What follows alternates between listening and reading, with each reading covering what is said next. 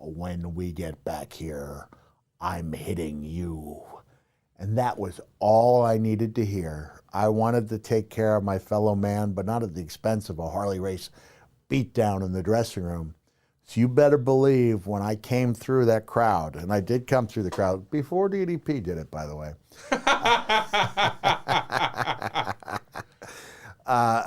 And I also knew, I mean, I believed what Rip Rogers had told me is you really get one turn. Right. You get one real turn, one meaningful turn. You could do a turn in every company you go to, but after you do your one turn, it's a case of diminished, returns after that. So when I came out, Vader was doing his thing, I'm the, that nanu thing. Yeah. I can never, you either can do it genetically or you can't. And I remember him going, I fear no man. I feel no, and before he could get the word pain out of his mouth, you heard like a high-pitched shriek, because I just hit him as hard as I possibly could. With a steel shovel. A steel shovel in the back, but brother, it made some impact. I can't remember if Harley fed before Paul. Paul put the hand up as well he should. Harley Race, no hand. No hand at taking a steel shovel to the head. That tough SOB. And now I'm waiting for a trail of enhancement talent to come out. And I'm not saying that Vinny Vegas or Mark Canterbury were enhancement talent, but they came out and maybe one person after them, and that was it. I'm looking for a long line of people. When I came back, even though overall the thing had been a success, Mark Canterbury had a concussion, and I'm sorry. From the shovel. Yeah, from the shovel. This is not Mark Callis, by the way. This is Mean Mark Canterbury. He was Mean Mark. Was he Mean Mark? No, I don't think they called him Mean. It was Mean Mark Callis was the Undertaker. Okay. But Mark Canterbury at that time was Tex Slazenger or This Pierce. may have been before. All right. Well, he may have become Shanghai Pierce by that point. Okay. I'm not sure. But anyway, Mark Canterbury did have a concussion. When I went to the back and I said, what happened to all the guys coming out? And Grizzly Smith looked at me and dragged out a cigarette he saw.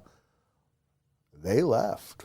When they saw what was going on, they made the choice to leave the building.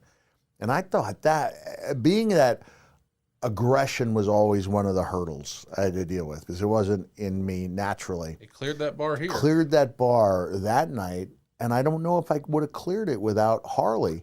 Because fast forwarding to the day after the epic Royal Rumble match with Triple H in 2000, Vince was so disappointed by my, lackluster, by my inability to lay in the shots when I needed to at a big angle.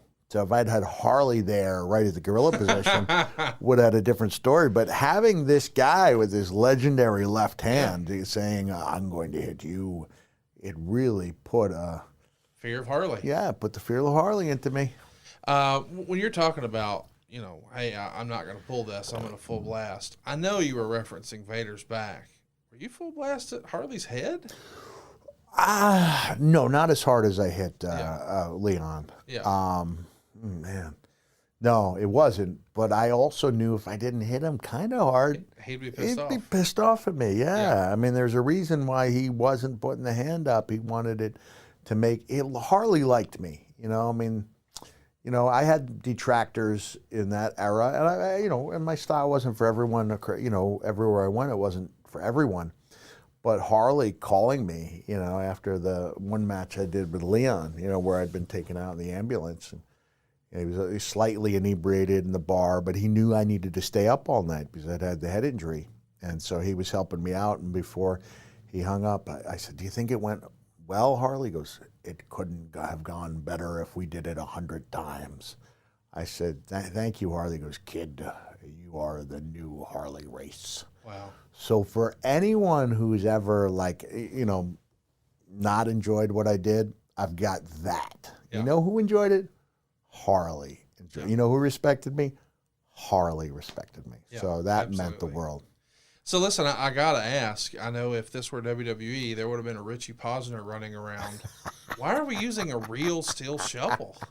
You used whatever you could get in WCW. I mean, if you wanted a metal chair, you had to go find it because they didn't have the cavalcade of gimmicks underneath a ring, like WWE did. Even going to my match with Leon, I had to go around the arena and find a metal chair and put it under the ring for further use, because they had those padded chairs with the awkward hinges where you could remove a finger, if you weren't careful with it. They were dangerous, they were heavy, they hurt like hell, and they looked god awful. And then no smacking noise.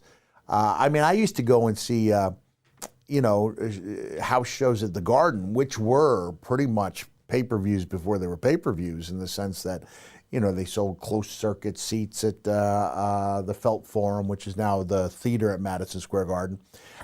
These are the biggest shows on the loop, and guys would pick up those awkward, clumsy, folding padded chairs and use them, and they looked awful. So you had to use what you could. There was no one at that time. And then they'd go on to have Ellis Edwards, who was Hulkster's buddy, and Ellis is still working for WWE as like a coordinator of gimmicks and stunts and things like that. But at that time, no. If you wanted an object, you had to go find it and make sure it was there.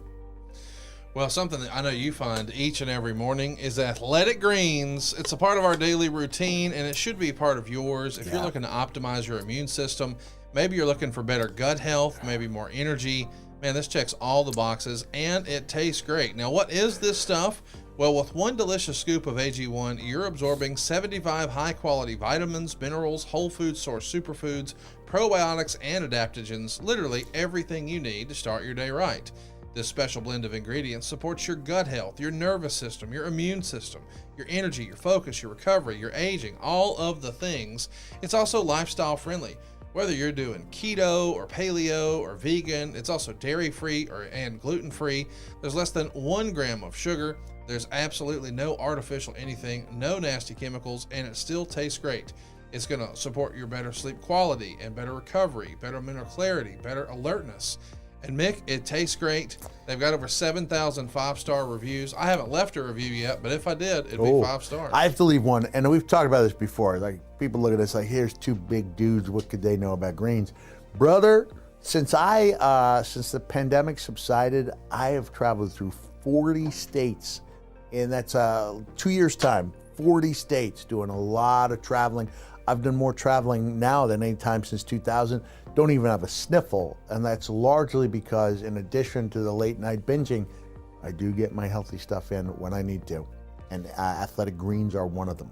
It's the real deal, folks. You got to try it. I'm telling you, you're gonna love it. If you haven't already, what are you waiting for? Go check it out right now. It's a comprehensive solution. That's what you need from your supplement routine. And Athletic Greens is giving you a free 1-year supply of vitamin D and 5 free travel packs with your first purchase. All you got to do is go to athleticgreens.com/Foley. That's athleticgreens.com/Foley. Check it out. Look, we may do something like record a podcast during a tornado, but we're not going to do something foolish like deny ourselves the greens our body craves. Well said, thank you, sir. Yeah, thank you. Let's talk about Harley Race a little more. Yeah. You wrote in your book, one time in Baltimore, I had a split eyebrow right down to the bone. Please do the Harley imitation. Lead me up to it. Tell the whole story. Go ahead. All right, yeah. The deal in Maryland is the Athletic Commission would take care of any injuries that happened inside the ring, but not an injury that took place outside the ring. So there was an older gentleman who was part of the Maryland Athletic Commission. I think he's passed, he was old at the time, but he was a nice man. He always called me Mike. And when I got back, one of the things I did, there was very little margin for error in my style, so that if I was off even by a little bit, I would sometimes pay for it. So one of the reasons I think the guardrails I took looked good is because there was just like a half an inch. I would be thrown in, and I would lead with my bicep, and then my head would ricochet off my bicep. You might be like, Foley, that kind of bicep, but you're lucky you didn't get wounded every time, like sharp. But in this case, I missed just a little bit. My eyebrow bounces off the railing, and it's a pretty good sized gash. And when I get back to the ring, the guy goes, Mike, it's too bad that that injury happened outside the ring, or else we'd take care of it. And Harley goes, it happened inside the ring. And the guy goes, come on, Harley. And before he could say another word, Harley said, I said, it was a headbutt, and it happened inside the ring. And the guy from the commission looks at me and goes, don't worry, Mike, we're going to take care of this for you. And they did. He put the fear of Harley into that guy. I said it was a headbutt, and it happened inside the ring. So what happens from there? Do they bring somebody to the facility? Do you go to the hospital? And you go to the hospital. Yeah, you go to the hospital, and I don't know if they have a note. Get stitched up and all that? It happened. Harley, it happened inside the ring. Harley. Fantastic. Of course, in this angle, you're in the backstage area, and you say, I could see Vader, Orndorff, and Harley in the ring. I knew this was another big moment in my career. I was nervous as hell. I kept thinking of my son's tiny blue and green shoes and repeating, I love you, my little monster man.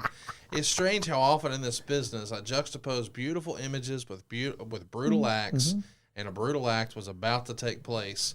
I've heard and seen your live shows where you talk about getting amped up for a match and listening to a certain song. And other folks being really shocked that is the song that you choose to listen to.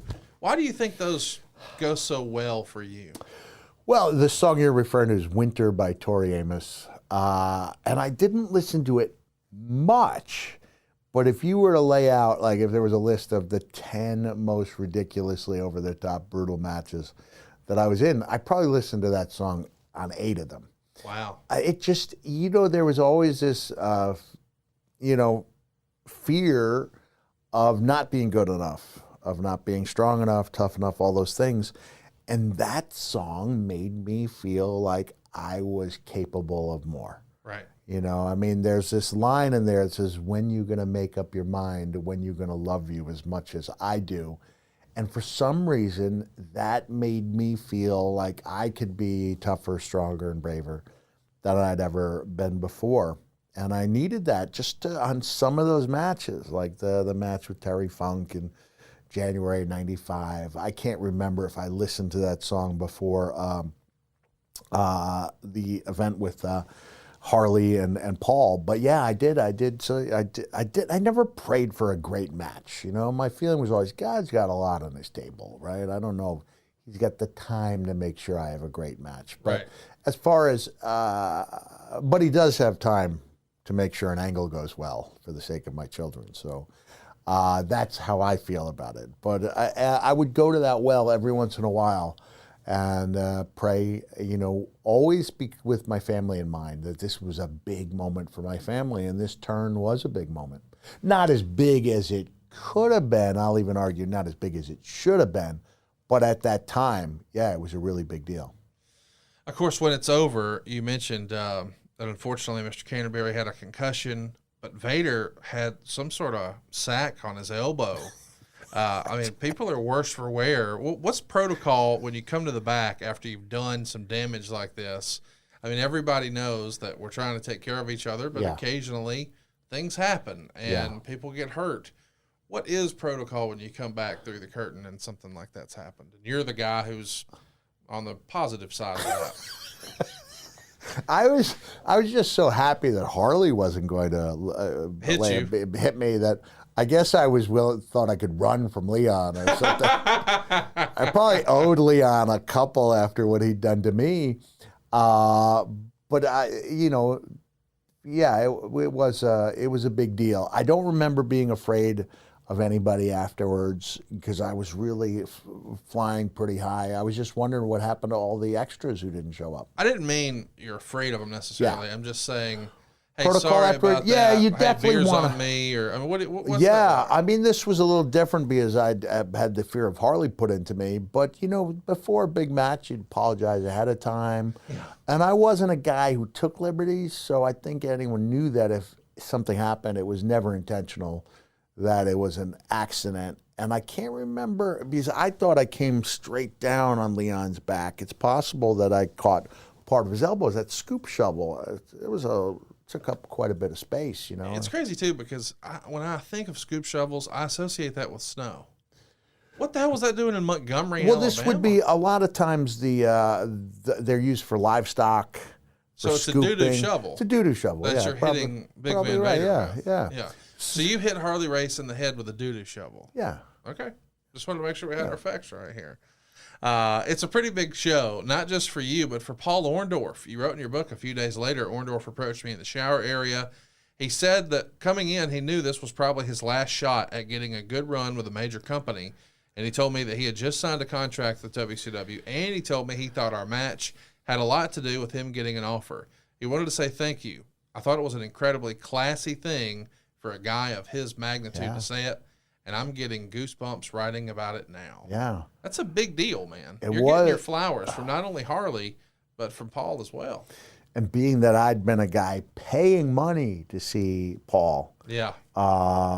at the Garden, a guy that I idolized, that was a big deal. And that run with WCW went on to be a long run for Paul, not only in ring, but then he became part of the office, and and later was inducted into the WWE Hall of Fame.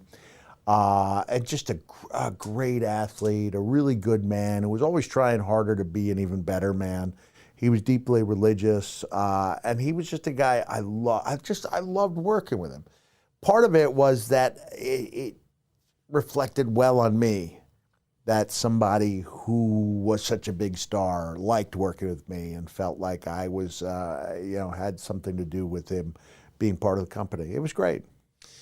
Pile driver, top 3, top 5. Oh yeah. It was a great pile driver. He did. Because he would actually get some airtime. Yes. It was different than the pile driver I did, and I can only do my pile driver to the guys who wore tights. Otherwise, it resulted in a wedgie and a laugh instead of an ooh.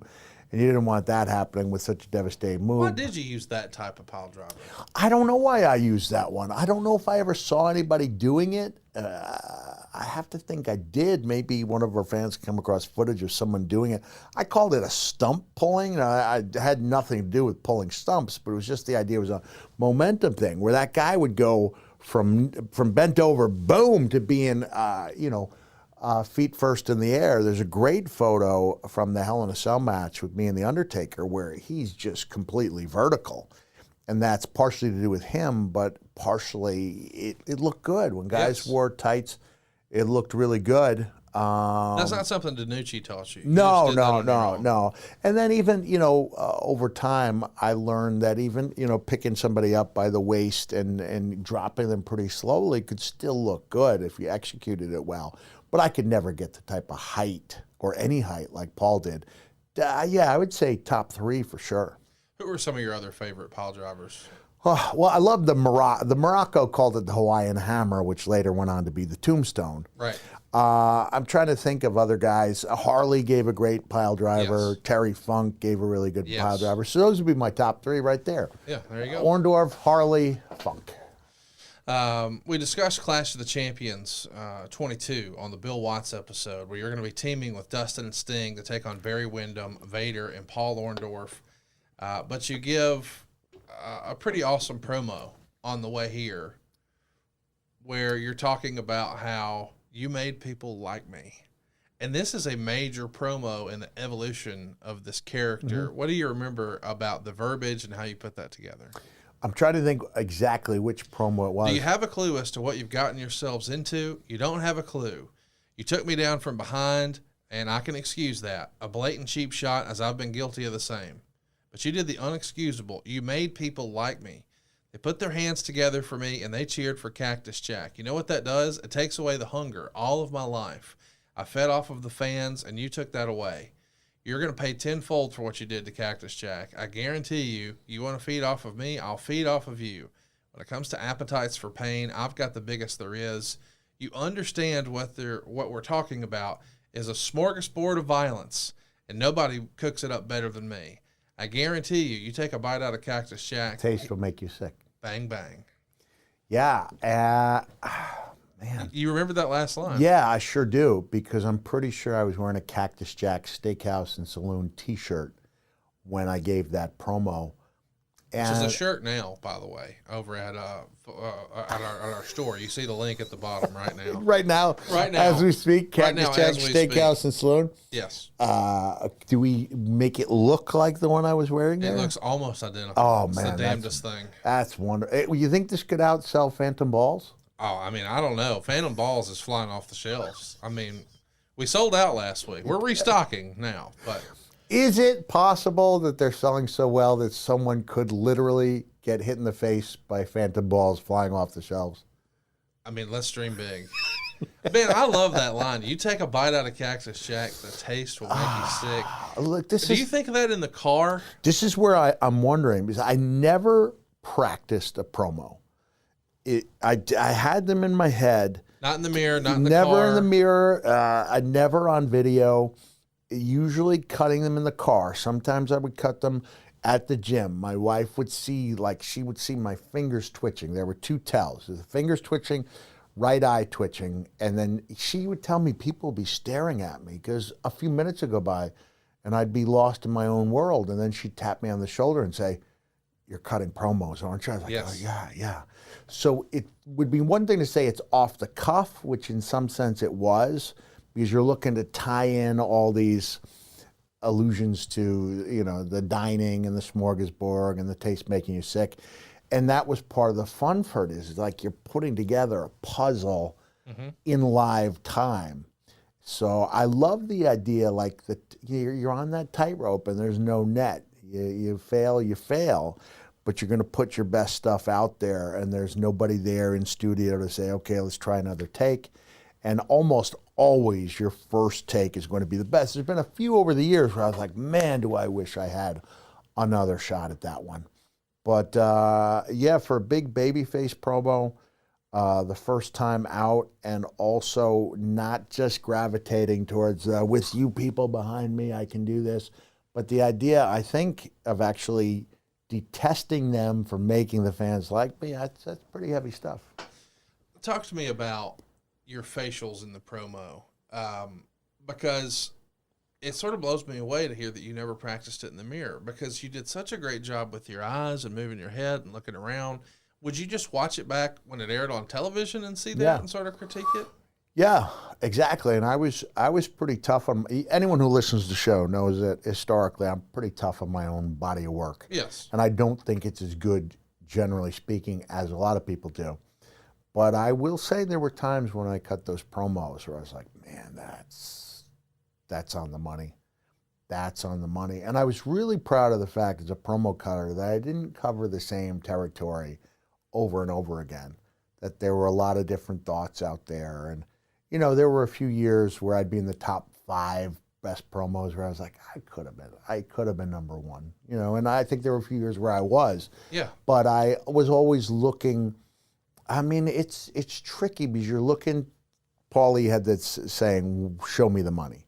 Because you're looking to draw money with your promo, but on another level, you're also looking to build your character, and you need to build the guys you're working with even more so that when win, lose, or draw, you're doing it against the best person possible. It always got to me when someone would dismiss his opponent being a joke or piece of garbage, because then the old adage is, if that's the case and you win, you beat a piece of garbage. If you lose, you lost to a piece of garbage. Yes. So you're trying to build up your opponent without making it absolutely clear to everybody that that's your intention. But when you go in there and you're cutting that money promo, yeah, there are different facets. Delivery, the timing, the facials, the message, ending with a good line, the taste will make you sick, bang, bang, is a pretty good line. I think I actually went to that well a few different times, take a bite out of the baddest apple in the tree, the taste will make you sick. Yeah. But I was really happy with that promo, and it was a great way to get the babyface, to keep the babyface turn rolling.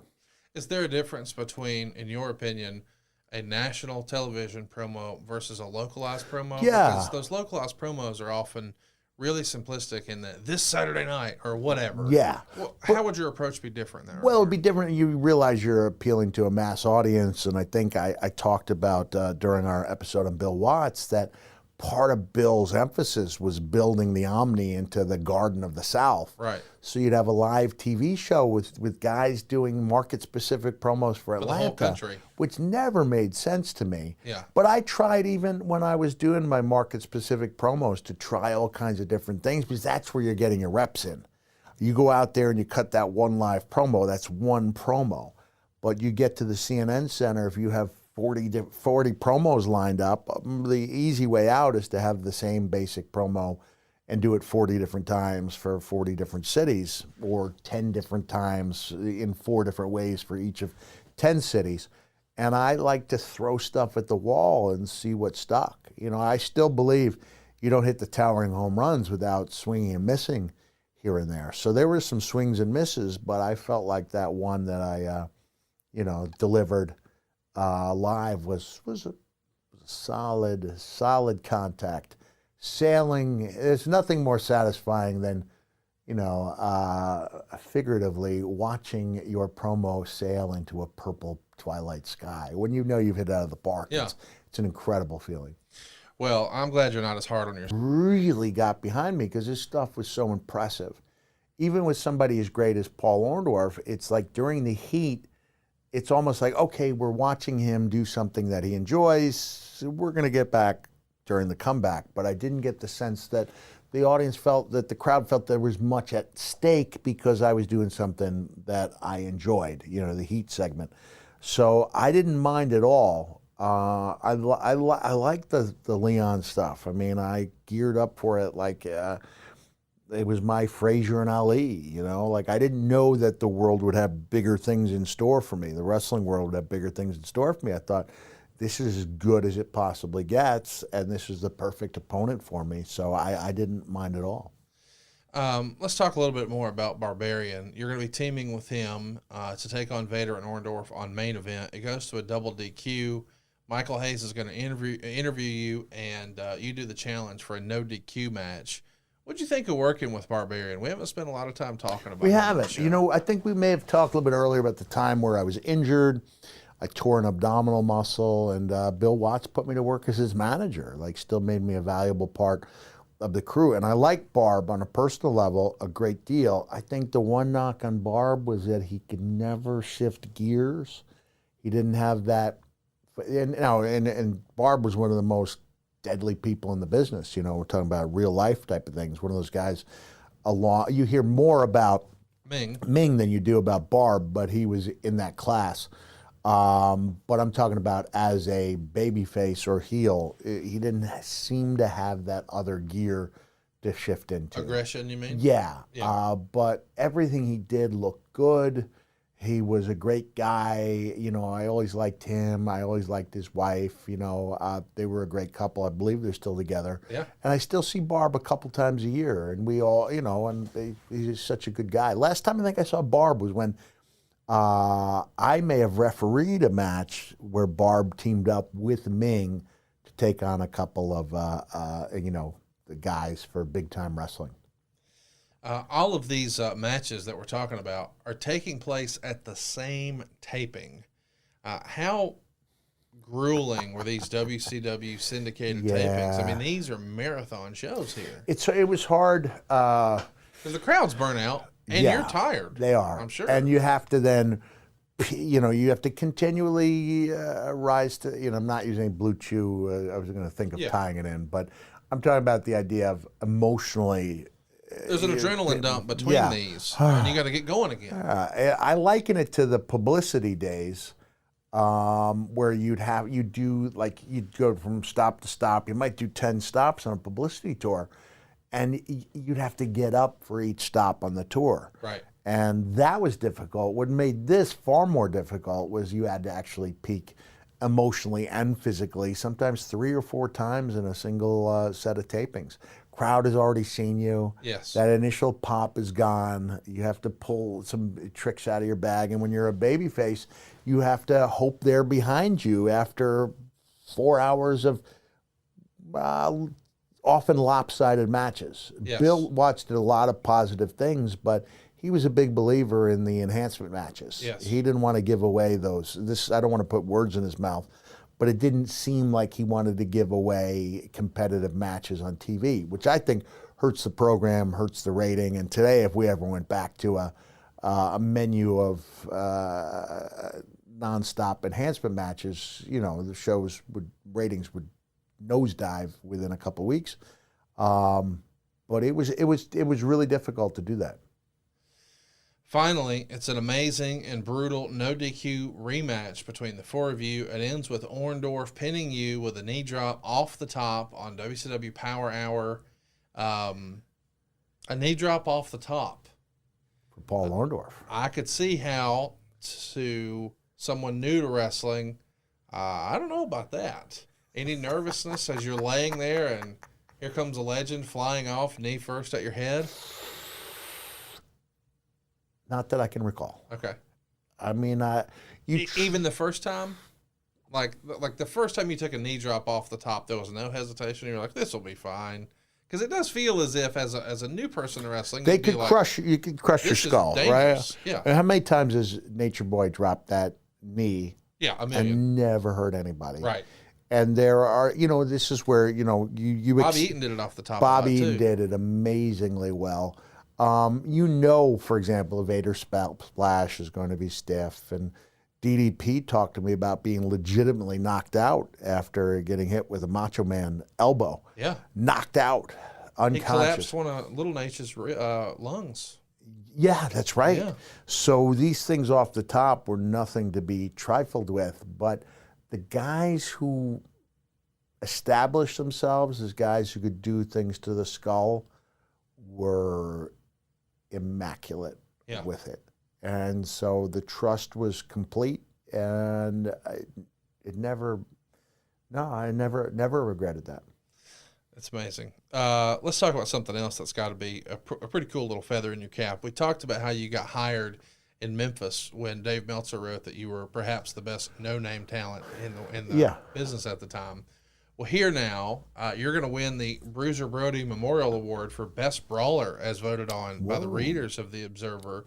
How do you find out about that back then? I know these days Dave might send you a DM or something, but that was not the case back then. I think you found out when you opened up the newsletter. Were you a subscriber, or did one of the guys I was a subscriber. I subscribed, I think, right after Brian Hildebrandt told me about it. Okay. I didn't even know. I'd only heard rumors of it. I'd never actually read one until '88, and then I subscribed until '96 when I realized that it was having an unwelcome effect on me when I got home, and sometimes could ruin that first day home. So I just thought, I'm pretty good. I'm a pretty good judge. I have a feeling for when things are going well. There'll be times when, as you know, when I've agreed with Dave's assessment of stuff that fell flat, and times when I've disagreed. Sure. But his opinion's a really good one, a valuable one, but it's just one man's opinion. That's right. And, you know, and I've even used this line saying, you know, it's a thin line between self-confidence and delusion. Yes. And I've tiptoed over that line a couple times. It's not pretty, but I think by and large, I had a pretty good feel for what was working and what was not. I would know if a promo worked because I could feel it in my gut. Right. And I would know if a match worked because I could feel it. That doesn't mean it would translate to a viewing 30 years later when you're looking for certain things that make it a 4 or 5 star match. But when you're looking at the match's ability to enhance a storyline, I think that's a different qualification. So, whoa, sorry about that. Talk to me a little bit about when you decided to stop reading The Observer in '96. Was there one review that you remember particularly affected by where you're like, okay, that's it? Well, it was just a succession of probably 4 or 5 times in a row where I'd read there was no crowd reaction, the characters, Mankind characters not getting over. And then I resubscribed when I left full-time wrestling in 2000 up to like 2010 when I went to, or 2008 or 9 when I went back to TNA. And so it was valuable to read about what's going on in the business and keep up. You saw that, but when you thought, I might be in here and I don't want it to affect my performance in the way I feel when I'm at home. So right. Okay. And you know, when you and I first started doing this, I said, Conrad, I don't watch the current product like I used to. Right. And you said, it's not necessary, not necessary as a walk down memory lane. Yeah. And then we could still allude to things that really stand out to us, like the Sami Zayn stuff. Yes. So I feel really good when I come in and do these things that there are lessons to be learned and information to be gleaned that are more than, so that the shows are more than just about that match with Orndorff. So Right. the things that I'm saying, hopefully our listeners and our viewers will feel has a purpose above and beyond just talking about that one match. Here's a quote from one of your interviews on WCW Saturday Night on January 23rd, 1993. As long as my neck snaps, crackles, and pops like a sadistic bowl of Rice Krispies, I know this war isn't over. I like that. That's pretty good. A sadistic bowl of Rice Krispies. Of course, that's a big commercial at the time, the snap, crackle, and pop. You're leaning into that. Do you remember having any of these things that you slipped in? By the way, this is all great stuff, but was there ever feedback from a producer in WCW or an agent or a higher up who would say, hey, what's up with so-and-so? Or can we do that one again and maybe cut that line out? There were times you can ask Tony Schiavone about the fact that I said, I referred to Van Hammer, and I like Van Hammer. Right. I do personally. I'm not in touch with him often, but every once in a while I hear from Mark Hildreth. And we had some good matches, but I referred to him as a pimple on the ass of wrestling. And Tony was producing those interviews. And Mick, we can't say that, so I got to say, you're a pimple on the cheek of wrestling, which isn't nearly as hard hitting. And Right. then I watch as Rick Rude starts out with his promo by going, "Sting, you scumbag," and immediately I go, "Wait until it's live." So that's the lesson there. Wait until it's live. Otherwise, there was another one where I Wait, was... scumbag was a bad thing to say? Well, scumbag, yeah, I think that's worse than ass, right? Oh, I think ass is worse. Maybe me and Schiavone are aligned on this. Maybe you're aligned on this. Pimple on the ass of wrestling, scumbag. I mean, I would have let ass fly. I would have let ass fly on this too. show. Yeah, you I let ass said it. fly off a cage. I've seen it. I did. Yeah, that's right. Yeah. But I did realize that if you wanted to do something, and this goes back to what Bruce said to The Rock, be willing to take that chewing out, because even though we were live to tape in WCW, they weren't going to go back unless it was a very egregious error, Right. and redo it. So that's what I remember. There was one time when I was teaming up with Jake, and this was in the middle or at the very beginning of Woody Allen's problems, where Yes. he was romancing his stepdaughter. And I held up the Time magazine. I go, "You think this guy's got problems?"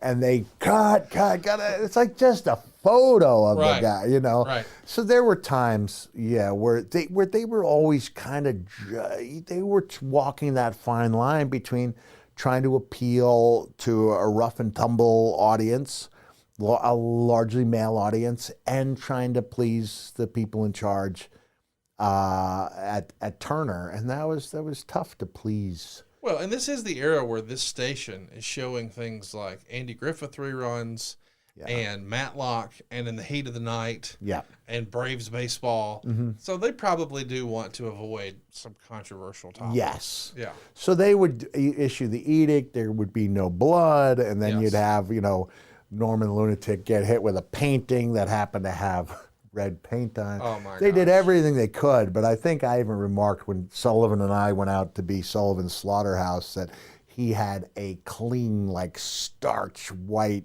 crisp butcher's apron, making him the neatest butcher of all time. There you go. You're on the road working with Michael Hayes and also teaming with Sting and Dustin Rhodes and six-mans against Barry Windham, Brian Pillman, and Steve Austin. And it's written in the Observer that you're starting to get big-time babyface reactions. Was that a surprise to you that the audience had taken to you the way they had as a babyface character? We already talked about the Detroit incident, right? Yes. Where I was getting I'm not saying it happened often, but on that night in Detroit, it was a Cactus Jack crowd, and Sting was in the match. Yes. And I realized that's not what they wanted. Did anybody tell you that in the match or when you come out of the curtain? Or you just knew this ain't good? I knew. Yeah. I knew. They call him the Icon for a reason. I'm Yes. not trying to compare mine to his, but Sting knew that his character getting a little flat, And that's why when he came back, you know, I remember him telling me about the idea he had, like to go away for a while and come back with a different look, which is what he ended up doing.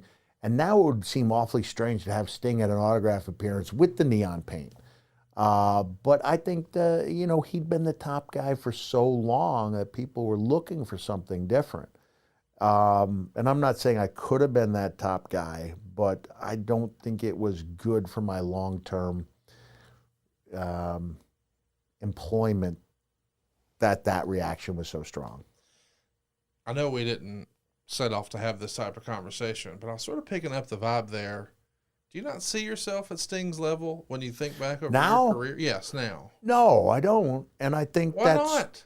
Well, I think you can look at what people pay Sting for an autograph appearance as opposed to... that's because you want to keep your stuff affordable for fans. He gets a bit... I mean, I'm the promoter. I mean, I've booked these guys before. He has a flat fee. You do a different deal oftentimes, and you want it to be affordable for fans. And he demands a premium to put the paint on. It's a different function. No, I don't consider my career to be on the same level as Sting. More people watched you when you were on top than Sting when he was on top.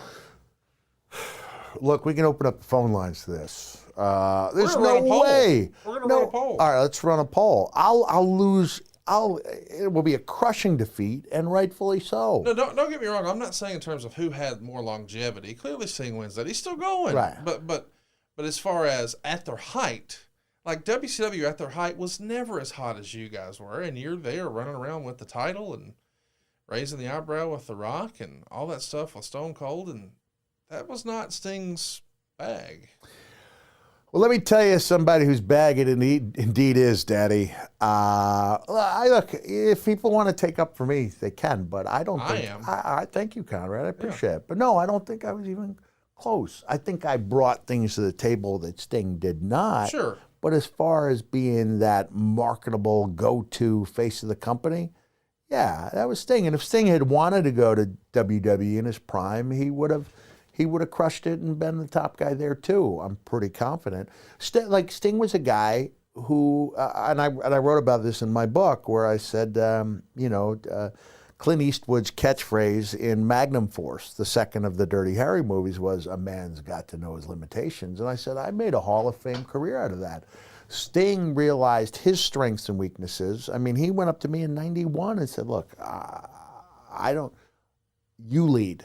You know, like, I'm good at adding things. Right. So I don't think Sting would have said that to somebody he didn't respect and trust. But after we had a handful of matches, he felt confident that I could tell that story.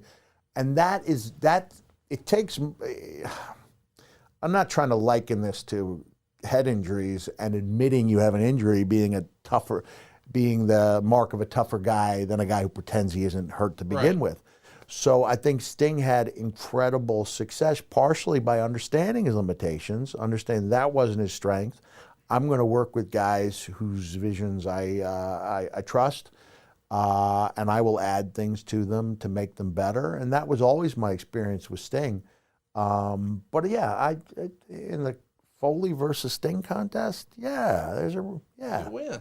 No, not even close. Well, but we can open it up to debate if you want. We'll agree to disagree. Okay. And by the way, since we're talking about careers, there's been a debate amongst hardcore observer readers as to whether or not, because there's a comparison a lot of times between Edge and Sting, that they had similar careers. That's up for debate, I suppose.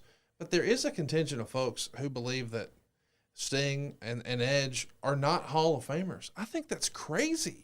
Like, they're absolutely Hall of Famers. Wouldn't you agree? Yeah. Yeah. I wouldn't. How's that even a discussion? It shouldn't even be a discussion. No, I totally agree. I think these guys would be unanimous. You know, if it was a sports writers things like the Major League Baseball Hall of Fame, but WWE Hall of Fame is basically 2 or 3 guys. Right. Just deciding. Deciding, you know, when they need somebody from the Southeast, you know, when it's right to put Jim Duggan in because he played for the Falcons, when it's right to put the Von Erichs in because they're Texas royalty. I mean, I was lucky I got put in at the Garden because the story made sense. Yes. You know, but look, Dwayne Johnson's not in the Hall of Fame. Yet. Right? Yet. We're waiting for the right time. But I think a lot of Edge, people probably thought that was going to be this year, assuming that he was going to be available and a part of WrestleMania. I could have seen him being the headliner. The rumor now, it hasn't been announced, but the rumor now is that the headliner for this year's Hall of Fame class will be Dave Bautista, another guy who I think but he was already it. in after he. I mean, he's already been inducted, hasn't he? Wasn't he inducted in the year where they ended up having no show because of the pandemic? Is that right? And I thought he was then inducted the next year when they. I can't remember. Well, there's been a push online, and I'm sure you would agree with this. I want to get your take. The Rock and Roll Express are in the Hall of Fame. The Midnight Express are not. There's a big push. Of course, unfortunately, Bobby Eaton would not be able to attend. Right. He's no longer with us. But Dennis Condrey could be there. Stan Lane could be there. And, of course, the real mouth from the South, Jim Cornette, could be there. And just knowing that there's a push this year, I kind of hope it's next year in Philadelphia because the Midnights were over like Rover in Philadelphia. Crazy, yeah. That'd be awesome if they got to do it. Are they next going to year. give Corny a live mic in WWE? Mean, why not? They did induct the Rock and Roll. Why not here? But that was, I acceptance think speech. Jimmy knew his role was to hype the Rock and Roll. This would be more like. I don't think Cornette gets up there and shits on WWE. I think he gives a highly entertaining. Absolutely. Absolutely. I right? want to hear it. I'm And the for it. bar is going to be set really high to the point where you're probably not going to be able to make anybody happy. Well, the reality is, whoever is the headliner that year, who goes after him, it's going to be an impossible act to follow. You know who should be in the Hall of Fame? Who's that? Sable. Oh, totally agree. Totally. I think it's just a matter of when she wants to go. Yes. And this is like me acknowledging. I realize every time that I, spoke ill of somebody, it was in large part because I was envious of their popularity. Sure. It has nothing to do with her being Brock Lesnar's wife. Right. But she was the biggest WWE female superstar of that time. Yeah, and she deserves to be in. Yeah, for sure. Do you think that's a Brock call where he doesn't want her in yet until he's done? I don't know. I don't want to. I think she. Let's talk about Michael Hayes. We mentioned that you're teaming with or working against him some here. Of course, he is a perennial heel, and he is quite the character.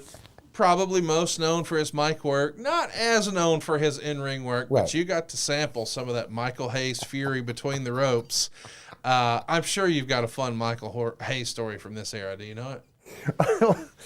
Oh man, honestly, I didn't even remember working with Michael Hayes in those matches. He had that great left jab. Yeah. He had probably the best left jab in the business, and the worst moonwalk. Like I could never actually tell if he thought it was good. It was He does. He does think it's He good. still does it, and he thinks it's awesome. And his pants will be falling down by the time he's 3/4 of the way through. It's fantastic. Oh man! Shout out to Michael. Just had shoulder surgery a while back. Oh, did? I didn't know that. Going again and feeling good, and really glad to hear he's doing well. But yeah, big time friend of the show, and my dad actually, as a kid, would mimic that strut around the kitchen, and it was just as bad as the one he saw Look, on this TV. might be a controversial take, but it goes back to the time where Michael was, he was greatly penalized for using that word, Sure, the sure. N-word.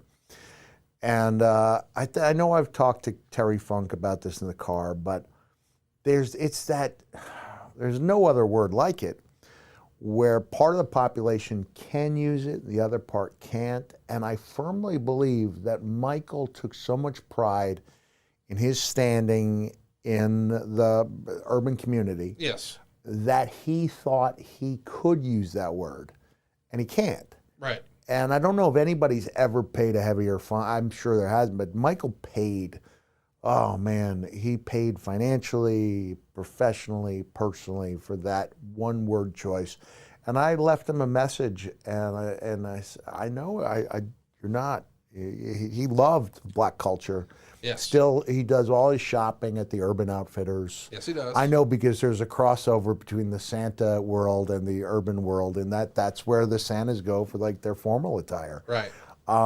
Michael really took a lot of pride in being that guy who appealed to that culture, and man, I hate to see bad things happen to good people. Yes. Well said. Michael's a really good guy. He's a great mind, and one of the best promo guys ever. maybe the ring work wasn't his number one calling card, but he was able to go around and not only get heat everywhere he went, but draw money. They drew money everywhere they went. And there were a lot of buildings they had to fight their way out of. That's right. Because, Buddy was scrappy and Terry Gordy was a badass.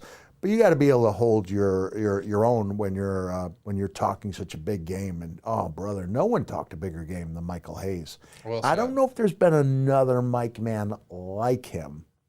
Doesn't mean that there weren't others who may have been just as good, but he was an original, and he was great, and he's contributed mightily to WWE over the years. And much like MJF, he was good at it young. He was a good promo at 19. Yeah. I mean, that's rare. Mm-hmm. Speaking of rare, one of the rarest talent of all in the wrestling business, Andre the Giant, passes away here on January 27th. You grew up a WWF guy. Did you ever get to meet Andre? I wrestled him. Really? 3 or 4 times for All Japan Wrestling. So there's a video out there. And this would be one of those matches where you're in a different part of the... Andre traveled with the Japanese. He was the only foreigner who did. And maybe there were others, but I know on our trip, he was the only one who did. Even the Funks rode in the Gaijin bus. But Andre traveled and dressed with the Japanese. And so at the house shows, you couldn't see him. And so it would be me and another guy against Andre. And a guy, I'm trying to think of who it was that... We'd be against Masafuchi, for example, guys who had been stars and, knew their role and were lower on the card. And it was great. They weren't great matches by any means, but you're just trying to listen and just trying to react more than you are acting. And then when it came time for him to drop that big elbow, this is where the crowd, the respect, the Japanese crowd is such a big thing of beauty because they're reacting kind of to what they know that what they're seeing doesn't look that great. Right. But they're paying tribute to it with their reaction. Because Andre, he wouldn't so much drop an elbow as he would go down to like an ankle and then an outer knee and then a hip and then the rest of his body would land on you and it still hurt. Still took the wind out of you. So while they weren't great matches, they weren't horrible. And it was such an honor. I mean, how many guys of my era can say they worked with him? Yeah, it's rare. Really, it's the guys, for that last, WWE run that kind of ended with the quick 30-second matches with the Warrior. Right. And here I was able to wrestle him in '91 when he was on his last legs. It's amazing. Early on in February, you sit down with Gordon Solie on a segment of WCW Up Close, and you're talking about your popularity with the fans and your feud with Vader and Harley Race and Orndorff. But Gordon Solie, man, one of these classic characters, really the voice of wrestling at the time. The Dean. Did you grow up a Gordon guy? Did you see any of his stuff? I was late to the table because our local cable company on Long Island did not get Georgia Championship Wrestling. Right. We did not get the Superstation. So I didn't get to see Gordon until like mid-'80s. But I understood the history, loved the way he called the matches. He had his own cadence, and that's the most important thing, is to stand out as an individual. I still feel like Jim Ross is the best to ever call a match. Oh, for sure. We agree. JR will say we're all playing for second, and that's great that he's paying that type of tribute to Gordon. I thought JR was the best.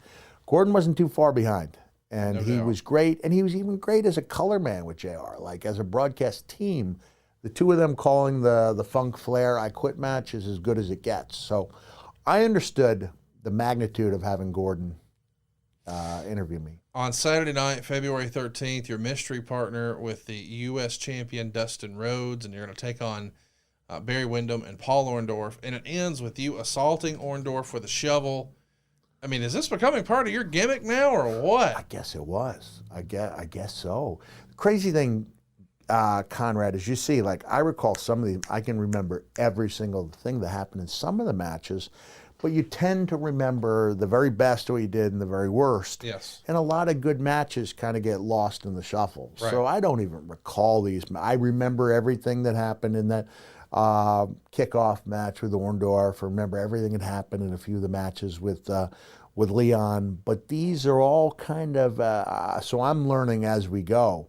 I don't even recall having these matches with Dustin as my partner. Sadly, on February 17th, Kerry Von Erich takes his own life. Another tragedy for the Von Erich family.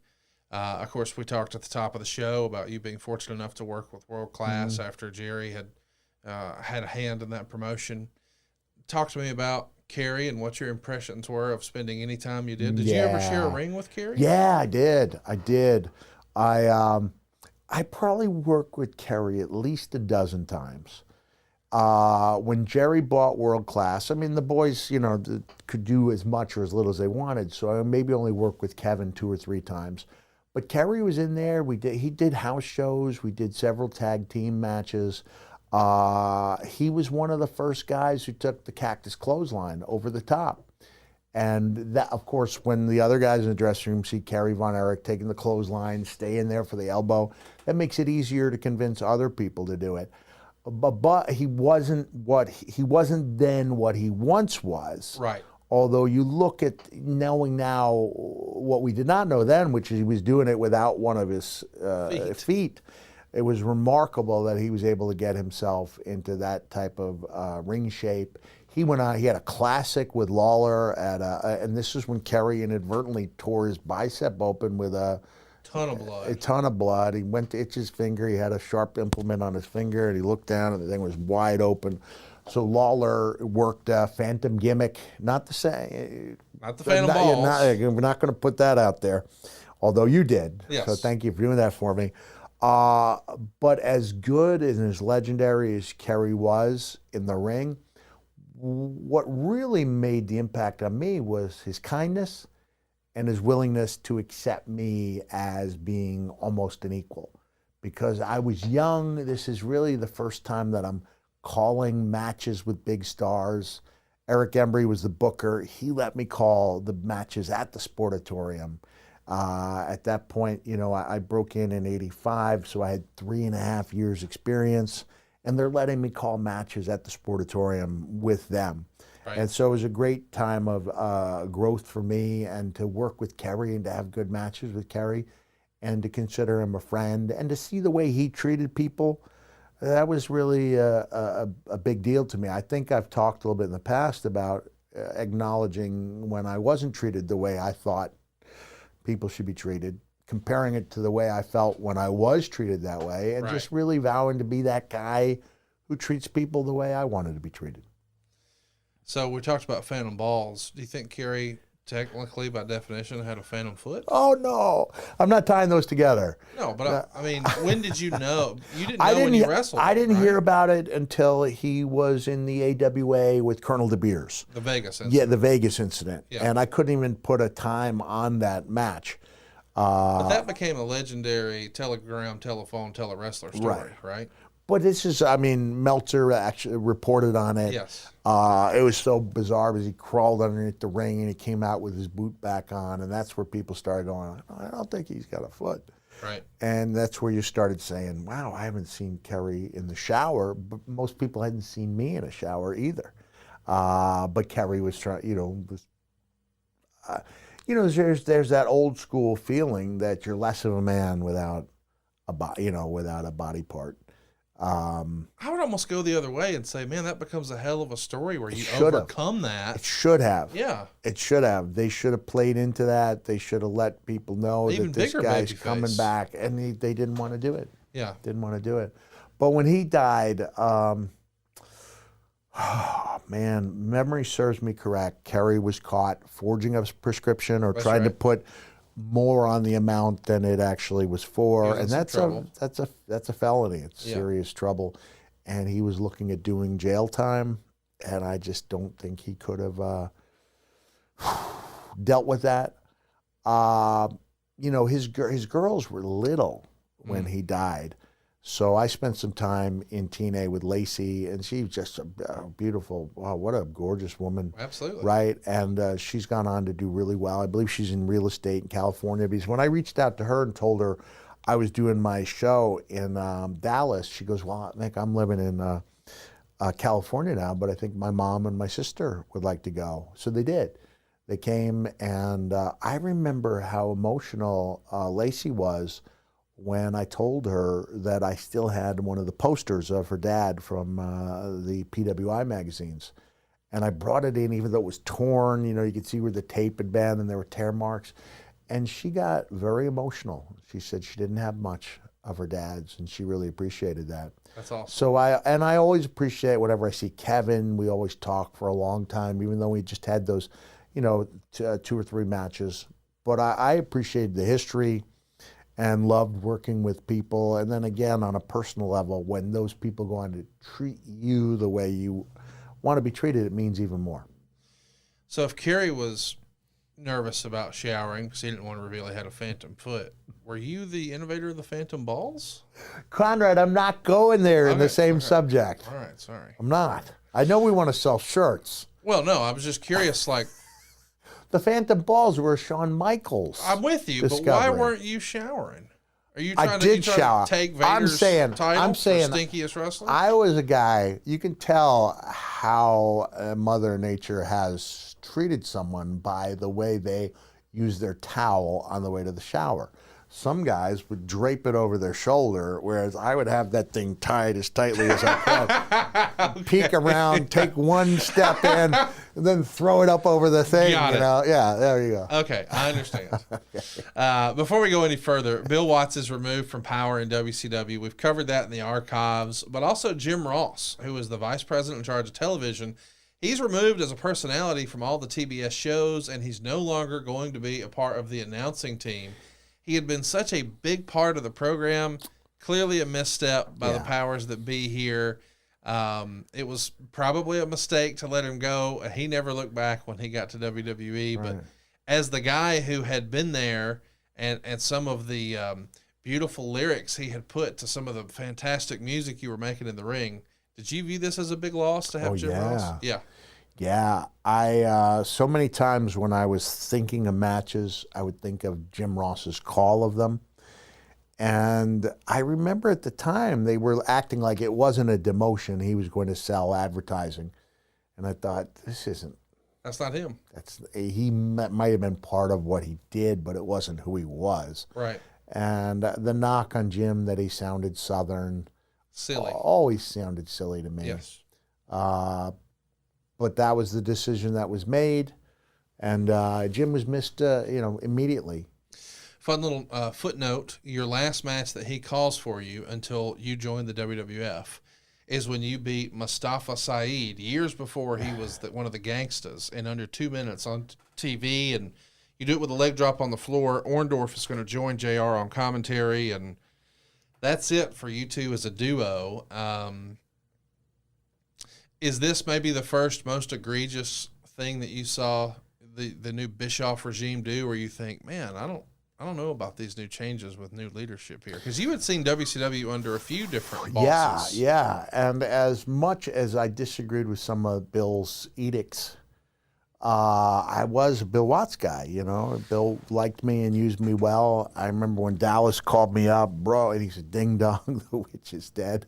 Still remember that early morning call, and he was way too positive even back then. Right. You know, I'm just trying to wake up, and here he comes with all that positivity.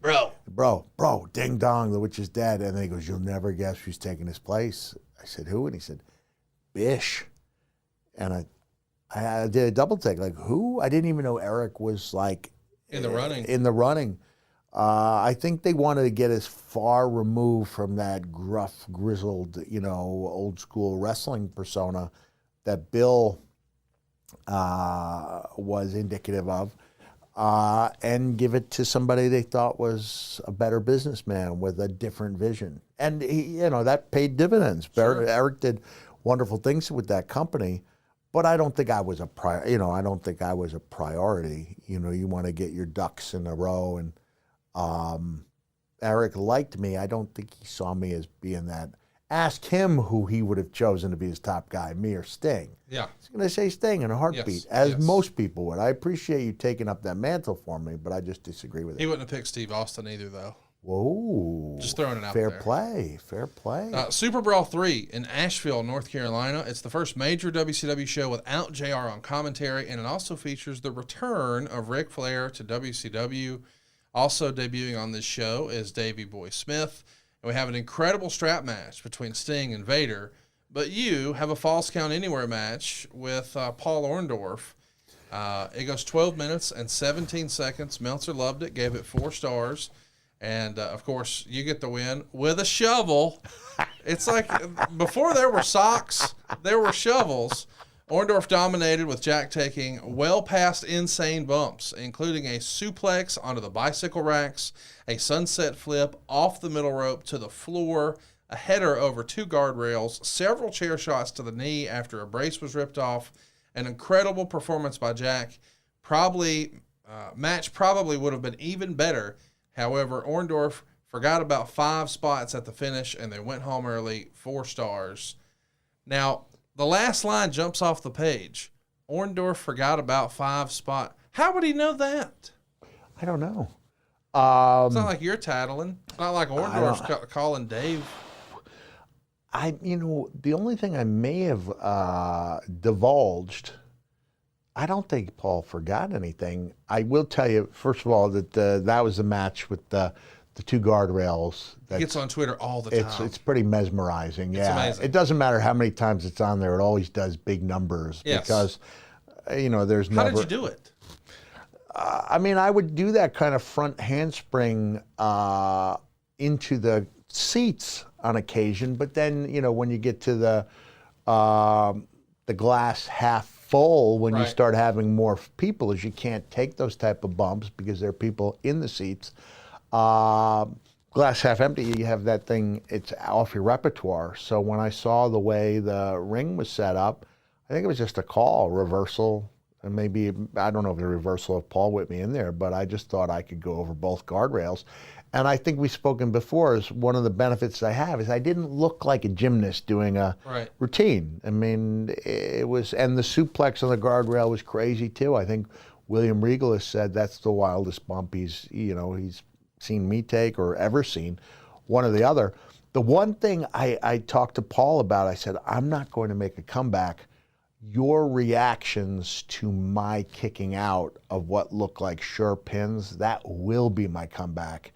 And Paul apologized to me afterwards. He didn't think he did it definitively enough. But that was the idea.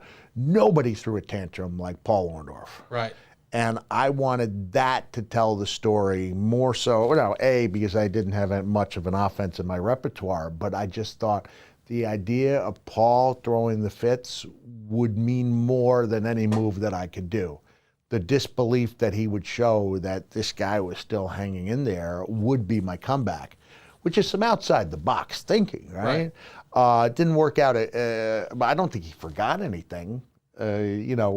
He just may not have put as much into it as he could have, and he apologized to that for me. But it was still a really good match with some wild stuff in it. Jesse Ventura says here on commentary, Cactus Jack is the only wrestler I know who hurts himself more than he hurts his opponent. Yeah. What'd you think of Jesse on commentary? I like Jesse. I think JR has said the only thing about Jesse, he didn't do his homework because he didn't have to. Jesse had the great contract, and Jesse's natural I think Jesse felt like he worked best without the preparation.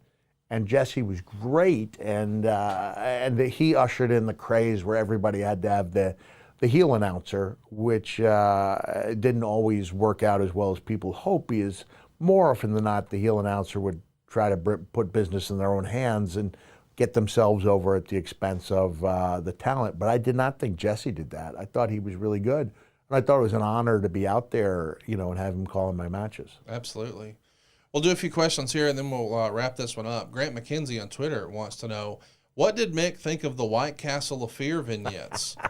Like the Beach Blast one with Sting, Bulldog, Sid, Vader, and Harley, live on thanks to their unintentional comedy. What was the locker room view about these? Oh, man. Well, they came in with the big budget for these mini movies, and it paid dividends when you had Jake and Sting doing the spin the wheel, make the deal, which was a big financial success.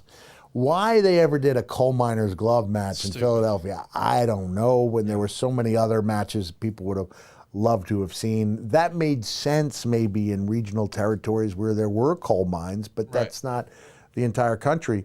But they were off and running and pointing to the effectiveness of that campaign as the reason why they should have that in the budget. And I think after White Castle of Fear and Beach Blast, they did away with those big budget promos. The White Castle of Fear that's a little ridiculous. A lot ridiculous. And the Beach Blast where Sid's got the flip-flops and Leah. A little person with a shark fin and a bomb. Yeah, but at least they were trying stuff, right? 1 out of 3, that ain't bad, right? Well, You'd be in the world Major League Hall of Fame with a 1 out of 3 average. It's funny how context is king. Yeah. Like, it was presented as if it was real. It was presented in a serious tone. Yeah. Whereas when you were doing, sock puppets and clowns and balloon animals, it was with a wink and a nod. Yeah. And as a result, yours were hugely popular and ratings bonanzas, and these are still kind of ridiculed. It's amazing. Here's another great one. Wrestling Match Study Podcast wants to know, what crazy ideas or moves did you want to do with Paul Orndorff that Paul said, man, are you a crazy son of a bitch? I'm not doing that. Did Paul shoot anything down? I don't think Paul did shoot anything down because I don't think anything was really that, it was like mostly ground-based and rooted in realism. Right. So Paul wasn't and when I say spectacular, I say that as a knock, not as a compliment. Paul he was a very realistic wrestler. Yes. I never proposed anything that took him out of that strength. Right. So I don't remember. He would say, "Are you sure?" Right. He wanted to make sure that I was okay with these ideas. But I don't remember him shooting anything down. Brad Stanton wants to know, did Orndorff work snug? The fact that I have to think about it means no. he probably didn't. Solid for sure. Yeah. Solid, but Not egregious. I don't remember ever thinking anything was out of line. But then again, I didn't think Leon's stuff was. Oh, yeah. You're a crazy person. We forget. Scott wants to know, is there anyone you missed your chance to work with during your face run? Would there have been somebody that, man, I really wish I could have worked with that guy? Man, I had You got Vader. You got Orndorff. Is there somebody else? Rick, he pretty quickly became a heel. And I wish I could have worked with Rick. I would have really welcomed that challenge. I'd never worked that pace for that long a time, but that's my answer. I wish I could have worked with Rick. I'm not saying I would have risen to that challenge, but I would have welcomed it. That would have been great. Well, this is the last one, and this makes me laugh. Joey, the Tori Amos guy, wants to know, what was a more delicious match, the White Castle of Fear or the Mountain Dew Pitch Black match? We haven't talked about the Mountain Dew Pitch Black match. Did you see it? I did not see it. Okay. I did not see it. Was White Castle, was that actually... No, it wasn't a little slider, but yes. That was a promotional... It wasn't, but people certainly made that connotation. It feels like it's right there. It's begging for a sponsorship. If Vader was cutting a promo over you ever had George Foreman in the early 90s would do his press conferences with a plate of hamburgers? Yeah. Well, if they had Vader, you ain't taking my little cheeseburger sting. I feel no big burgers, no little ones neither. I mean, it would have been amazing. The strap matches over little cheeseburgers. Flavor Crystal Sting. Just like a White Castle burger, the beating I give you is going to stick around for a while. Okay, that's enough of our silliness this week. We'll be back next week talking about Stephanie McMahon. Yeah. Your time watching her grow as Vince's daughter, all the way up through working with her as Hunter's wife, and then, of course, part of the Authority. And we got a lot of great stuff programmed here in the coming weeks. The UWF with Herb Abrams, Paul Bearer, Sting, WrestleMania 14, your World Title Series with Stone Cold at Unforgiven and Over the Edge, winning the TNA title, Owen Hart, and, of course, later this year, the 25th anniversary of the Hell in a Cell. And over at adfreeshows.com, You get early and ad-free access to all of these shows and more than a dozen of your favorite wrestling podcasts. It starts at just $9 a month. You can listen to them directly through your regular podcast app, and you can enjoy the first week with us completely free. Sign up for a free trial and get a taste of what ad-free shows is all about at adfreeshows.com. While you're there, you'll see an interview with Gary Juster. You've probably heard that name a lot on our shows. How many interviews have you ever seen? Probably not that many. None. We've got it here, and we've also got a fantastic series called The Book, where we sit down with David Crockett, a member of wrestling royalty, and we go through his brother Jimmy Jr.'s read books, from the genius mind of Dusty Rhodes and the excellent penmanship of J.J. Dillon.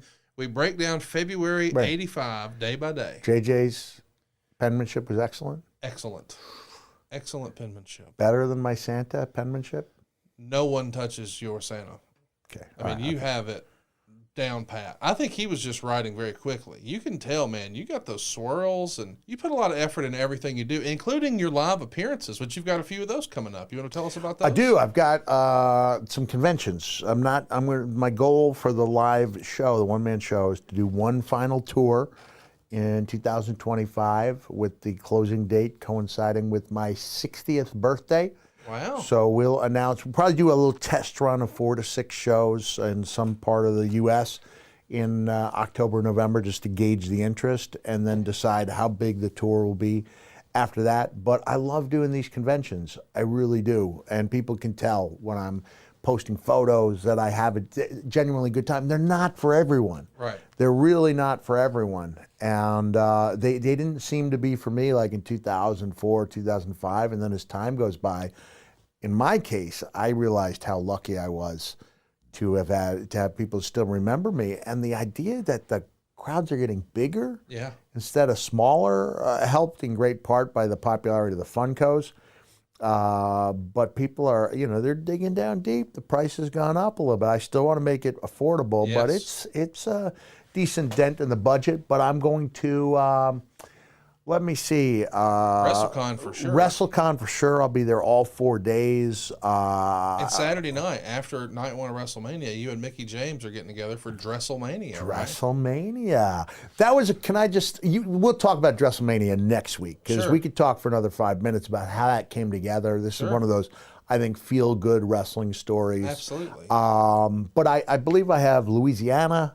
I've got coming up in April, I've got the Huntsville Comic-Con. I've got a WrestleCon in Los Angeles. And you can just go to realmickfoley.com and see when I'll be coming to your neck of the woods. And there's another place you can go and get all things Mick Foley. Cameo. Cameo. Help me regain that crown.